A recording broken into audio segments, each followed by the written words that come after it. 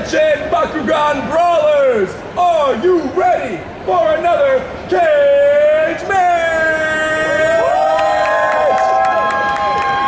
As our Baku Master this time around, here right next to me, we have our reigning world champion. Let's give it up for Cimo! And on my far left, here to introduce himself, we've got Kevin. Ladies and gentlemen, after going through 4 months of rigorous meditation, training, and finger push-ups, he has come to Los Angeles into a new battle realm. He is unwavering in his resolve, persistent. He has come to the stage to take the dragons as his own from a man who has forever denied him. In there lies his future. In there lies his destiny. Will he succeed? Do you want him to succeed? Yeah! Behold the glory that is me!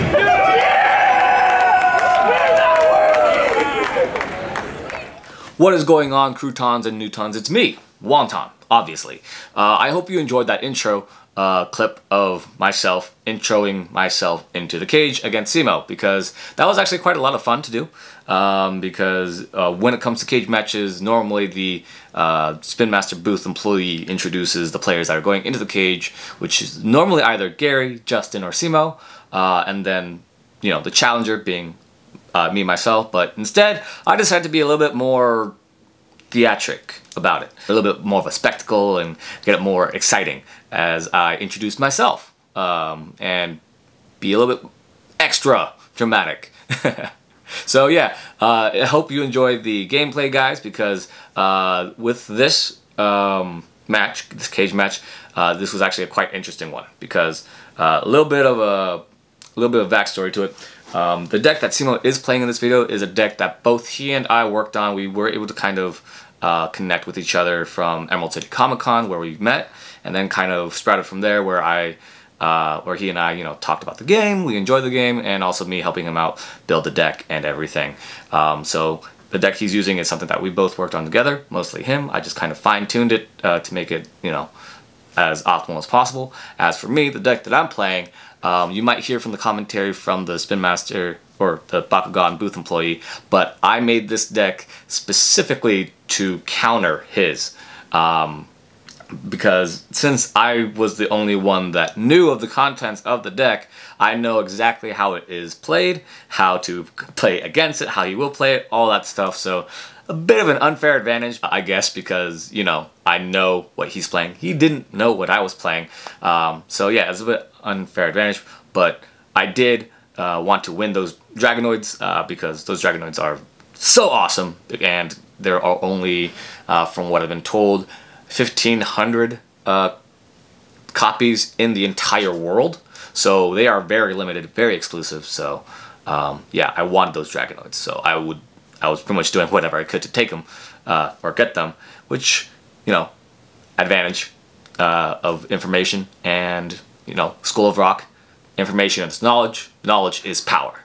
So anyway, guys, please enjoy the video, and if you do like what you saw in that video, please feel free to like, subscribe, share, and all that good stuff. Inside the cage. Good luck, man. Good luck, man. It's all time. Get this, Kevin! I will do my best. Alrighty, up here in the cage, players have already laid out the hide matrix, drawn the opening hands. Now, for those of you who haven't already heard this narrative, Cimo had been playing a mono Aquas deck. He's been playing it since Seattle, and just for today, he swapped to a new deck. No. Kevin, however, is one of the only people who knew what was in this deck because he helped build it. So Kevin has all the necessary information about Cimo's deck and probably has an effective counter strategy prepared. Here we go, going into the first roll. 3, 2, 1, no. Oh, and there we are, both Bakugan Open, starting off strong and exciting with a brawl. Okay, so we both got the plus. We've got the Darkest Nilius Ultra from Cimo's side. And a Chaos Nilius Ultra from Kevin's. Wait, 1 plus 400 each. Going up to 11? Yep. Alright, we've got 1100 buck power on Kevin's side. Tapped out, no more energy available. Cimo sitting at 800. How much damage? 5. All right, Kevin gets first blood, coming in for 5 points of damage. And there we are, all 5 connect. I remember the orientation and everything. You placed the traps. I did. Now, as they were laying out the hide matrix, Kevin placed some of his cores closer to Cimo deliberately. That's a pretty dead giveaway that some of those cores are going to have detrimental effects that Cimo's going to want to avoid. So there, Cimo was considering where to place the core to make sure that he knows where he wants to roll his Bakugan. Alright, players drawing for the second turn, laying his second energy. Kevin off to a good start, but nothing too impactful has happened yet. Both players still have a lot of resources at their disposal. No Evos, no heroes. It's anybody's game from here, and here comes the roll. There we are, both Bakugan open again. We've got another brawl. Players are doing great at the rolls so far. 1,000 B power on Cimo's side. Looking at a measly 700 on Kevin's. Just 6 damage. Yeah. I'll take it. Alright, Kevin choosing not to play anything in combat and no effects in the victor phase. So coming in for 6 damage here. 6, sir. That's good. 6 damage. There we are. Alright, 1 open Bakugan for each player. Neither of them has been able to get anything to the board yet. No Evos, no heroes, nothing else. We're drawing for the 3rd turn. Laying energy. Board's looking really even. Players are pretty toe-to-toe so far. Alrighty, and here we are, getting ready for the roll. 3, 2, 1. Oh, and this time Kevin misses the roll.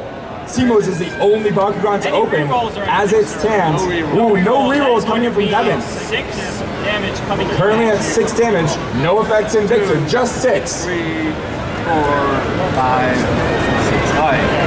During the end step. Yeah. And in our end phase, Song of Fire. Cimo's playing Song of Fire. This costs 3 energy. If it resolves, it's going to add 5 energy, giving him a chance to play something. Ooh, and there is the blinding ink. Negate an actual cost 3 or less. I have counters to all of it. Now, notably, if Song of Fire had resolved, whatever Cimo played off of it might have cost more than 3, so that it had to draw out the blinding ink right now. Alrighty, going into this combat, if Cimo is able to get his last Bakugan to open, he's going to be coming in for a team attack. That can be a huge swing. Kevin really does not want to lose this combat. Alrighty, players gearing up for the roll. Oh, Cimo misses! And Kevin's is the only Bakugan to open this time. Let's see if we've got any rerolls from Cimo. I am going to super fuel though. Super fuel. Now for this one, if it resolves, Cimo must re-roll, and then if he opens on the re-roll, the next card that he plays costs 3 energy less. No responses. Super fuel is resolving. Here comes the re-roll from Cimo, and he misses on the re-roll. Alright. Because I'm holding a shield, you will be taking 6 damage, my good sir. 6 Alrighty, 6 damage coming in from this Fangzor Ultra. 1, 2, 3, 4, 5, 6. Now, notably, there was a Pact of Darkness flip. Cimo decided not to use the cards in hand to stop the rest of that damage. He would have been. Ooh, there's another Song of Flame for Cimo. And using that energy, we've got the evolution coming out for Cimo. The win condition. It's Dragonoid Ultra. Yeah. It is a Titan Dragonoid Ultra. Now the text on this is that Titan Dragonoid Ultra counts as every faction. This is huge for some of the flip cards that people usually play. A lot of these flip cards, they're designed as catch-all answers, and they stop non-Aquas or non-Ventus or non-Chaos sources of damage. Because this counts as all factions, none of those flips can stop damage from the source. Oh, and both Bakugan open. If Cimo connects with this, it is going to be a team attack that counts as all factions. It cannot be stopped by any of those non-sources. Now, really notably, Cimo didn't have a core pickup. This means that any of the stops that rely on a core are also not going to be live to stop this damage. So while he's got a lower attack, while he has a lower attack, it means that he's at less risk of being able to be stopped in this huge check. +2 and +2 cross to anyone. Sure. That's fine. And your spots that. No response. Mega punch. Ooh. So there's an evolution from Kevin's side, followed by a Mega Punch to attach any core from the field to one of his open Bakugan. From a green fist, so he's got We're counting up the Bakugan powers now. +250 is 1250. 1250 Baku power on Kevin's side. Beating me by 50. Yeah. What a To gentleman. 1200 on Cimo's. Now that said, Kevin has deployed 2 cards to this. Cimo's deployed 0 so Hot far. potato, your green fish. Ooh, there's a hot potato. That's gonna let Cimo detach a core that is currently attached to one of Kevin's Bakugan. And he's gonna take the green fist, which will remove the 100 that's being buffed from the green fist, and then also the additional 300 that he gets from the evolution card. That's gonna drop it so that Kevin is now behind in this by 350 Baku power. All right, so Ooh, no this other is- effects. This is a team attack. This is coming 22. in. 22? 22. 22 damage. Now, once again, no core pickup.